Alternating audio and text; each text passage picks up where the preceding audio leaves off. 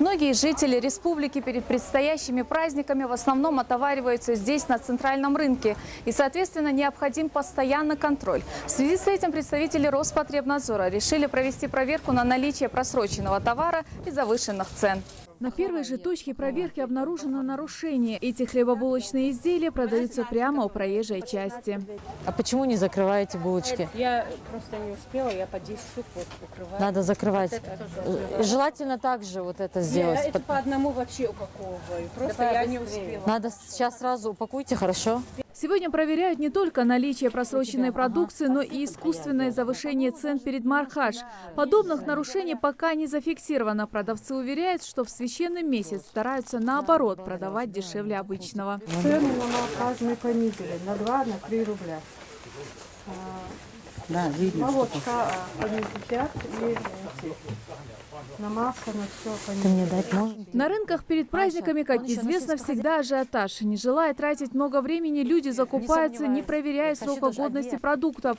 Такой рассеянностью покупателей пользуются недобросовестные предприниматели.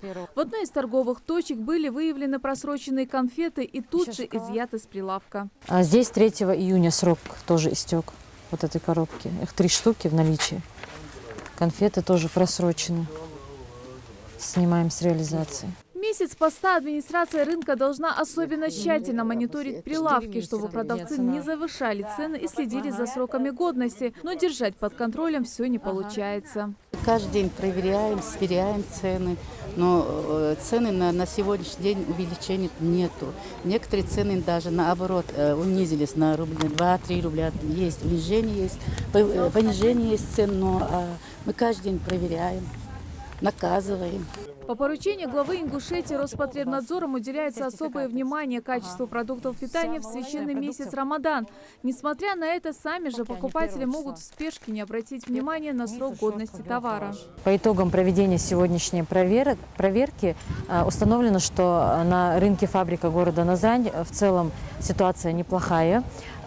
Единичные есть продукты с истекшим сроком, буквально вот 2-3 дня просроченные продукты, незначительное количество, правда, но все-таки по этим итогам проверки будут составлены административные материалы.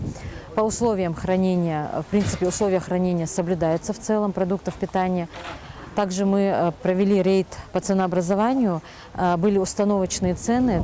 В течение месяца Рамадан эти цены не завышены. Есть даже некоторые продукты питания, в которых цены занижены. Несмотря на недовольство некоторых продавцов и владельцев магазинов, качество продуктов питания будет проверяться до конца месяца Рамадан. Светлана Томова, Хаваш Гойгов. Новости 24.